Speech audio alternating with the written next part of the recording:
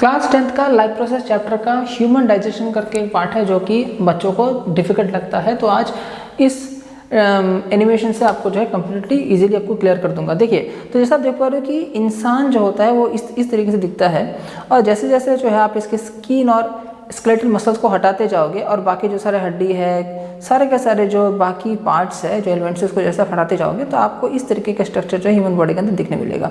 अब जैसे आप यहाँ पे देख पा रहे हो कि इसको हम लोग क्या बोलते हैं, इसको हम लोग बोलते हैं माउथ, यानी कि मुंह। इस जोन को हम लोग माउथ या मुंह बोलते हैं, जिसके अंदर से खाना पेट के अंदर जाएगा, और इसको हम लोग बोलते हैं ऑसोफेगस। ऑसोफेगस जो होता है, यहाँ से खाना जो है पेट तक पहुँचता है बच्चों। अभी नेक्स्ट क्या चीज़ है, जैसे आप यहाँ ये चीज़, इस चीज़ को देख पा रहे हो, इसको हम लोग बोलते हैं लीवर। और लीवर के नीचे जो आपको यहाँ पे दिख रहा है, इसको हम बोलते हैं गॉल ब्लैडर। ठीक है, तो इसको बोलेंगे गॉल ब्लैडर। तो आपको ये जो चीज़ है जो मैं आपको दिखा रहा हूँ, इसको माइंड में रखो।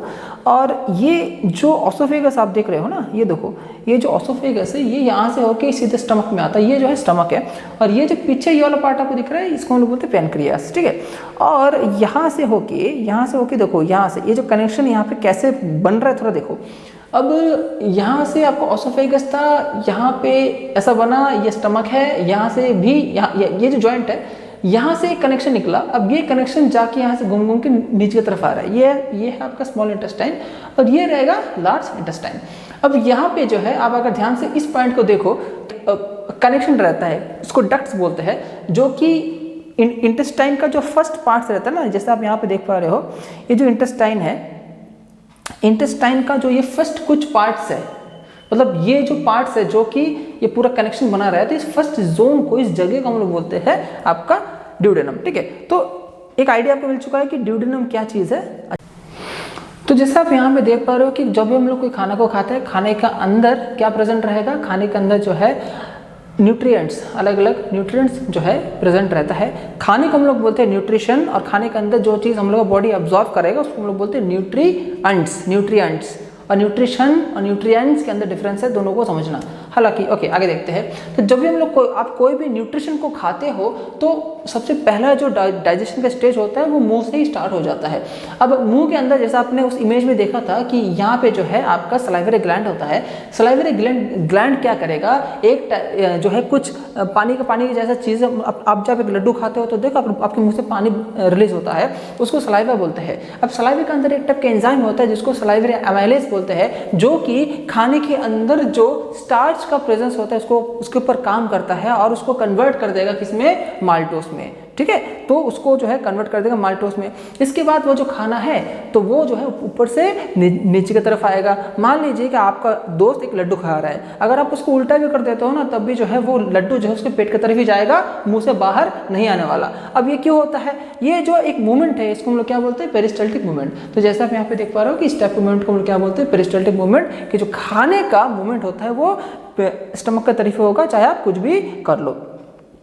इसके बाद क्या होता है, ये आपको दिख पा रहा है कि यहाँ पे ये है आपका लिवर। अब लिवर में क्या होता है, या जूस को रिलीज करता है, जिसको हम लोग क्या बोलते हैं, बाइल। बाइल जो होता है वो कहाँ पे जमा होगा, गॉल ब्लैडर में। ठीक है, बाइल कहाँ पे जमा होगा, गॉल ब्लैडर में। ध्यान से सुनिएगा मेरे बात, बाइल गॉल ब्लैडर में जमा हुआ, लेकिन अभी जो है ये जो खाना वहाँ से नीचे की तरफ आ रहा है वो यहाँ पे नहीं आएगा। तो बाइल जो है ये जमा होगा गॉल ब्लैडर में, और बाइल जो है वो कहाँ पे काम करेगा, कौन सा साइड में ये काम करेगा, वो काम करेगा ड्यूडेनम में। ड्यूडेनम यानी कि ये वाला जगह में जो है बाइल एक्ट करने वाला है। ठीक है, हालांकि यहाँ पे है, यहाँ पे बाइल जमा होगा, और एक टाइप डक्ट होता है जिसको हम लोग क्या बोलते हैं, बाइल डक्ट। अब ये बाइल डक्ट से होके इस पर्टिकुलर जोन में आता है। कौन आता है, बाइल आता है। तो आपको ये चीज़ याद रखना कि लिवर में से जो बाइल रिलीज होता है, जो जमा होता है, यानी कि स्टोर होता है गॉल ब्लैडर में, लेकिन काम करेगा कहाँ पे, उसका एक्शन जोन कहाँ पे है, ड्यूडेनम। ठीक है, अच्छा वो करेगा क्या, वो फैट को एमल्सिफाई करेगा। एमल्सिफाई करना मतलब क्या, ब्रेक डाउन करना। ठीक है, तो बाइल जो होता है वो खाने के अंदर जो फैट रहता है, जैसे मान लो कि आपने एक समोसा खाया, तो समोसा के अंदर जो फैट होता है उसको डाइजेस्ट कौन करेगा, बाइल करेगा। क्या सर, जितना भी इसमें तेल रहेगा सबको कर देगा डाइजेस्ट, नहीं, एक पार्शियल डाइजेशन आप बोल सकते हो, जो कि बाइल के द्वारा किया जाता है। ठीक है, तो क्या होगा, तो जो भी आप लोग जो भी खाना है वो यहाँ से स्टमक में आया।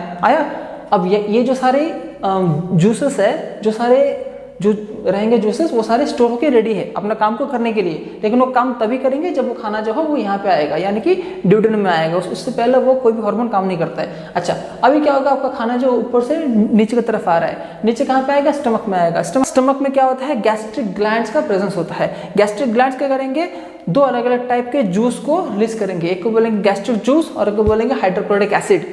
तो पेट के अंदर हाइड्रोक्लोरिक एसिड होता है, तो बच्चों को पता है, लेकिन ये जो गैस्ट्रिक जूस का केस है इसको चलिए समझते हैं। अब गैस्ट्रिक जूस जो होता है ये आपके दो टाइप के होते हैं, एक को बोलते हैं हम लोग रेनिन, एक को बोलेंगे पेप्सिन। अब ये जो पेप्सिन होता है ना, ये बच्चों इनएक्टिव होता है, कुछ काम नहीं आता है। अब इसको एक्टिव कौन बनाएगा, हाइड्रोक्लोरिक एसिड बनाएगा। तो सर हाइड्रोक्लोरिक एसिड का काम क्या पेप्सिन को एक्टिव करना है? तो हाँ, हाइड्रोक्लोरिक एसिड का एक ही काम होता है कि पेप्सिन को एक्टिव करना और उसको काम में लगाना। तो क्या काम करेगा वो जो खाने के अंदर प्रोटीन रहेगा प्रेजेंट, उसके ऊपर काम करेगा और उसको किस में कन्वर्ट करेगा सर, उसको पेप्टोन्स या प्रोटीओसिस में कन्वर्ट करेगा, पेप्टोन्स और प्रोटीओसिस में कन्वर्ट करेगा। तो सर जो दूसरा जो था वो क्या था, गैस्ट्रिक ग्लैंड का मतलब गैस्ट्रिक जूस का जो सेकंड वाला था वो क्या है, उसको बोलते हैं रेनिन। रेनिन किसके ऊपर काम करेगा, केजिन ऑफ मिल्क के ऊपर काम करेगा अगर आप दूध खाते हो तो। अच्छा, तो उससे वो उसको किस में कन्वर्ट करेगा, उसको वो कन्वर्ट करेगा पैराकेजिन में। समझ आ रहा है आपको? तो उसको जो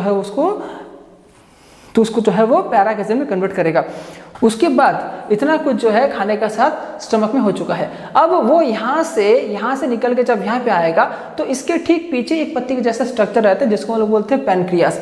अब पैनक्रियास क्या करेगा, पैनक्रियास पैनक्रियाटिक जूस को रिलीज करेगा, जो कि अगेन जब कहाँ पे होता है जमा या कहाँ पे काम करेगा, वो यहाँ पे काम करेगा, यानी कि ड्यूडेनम में वो काम करेगा।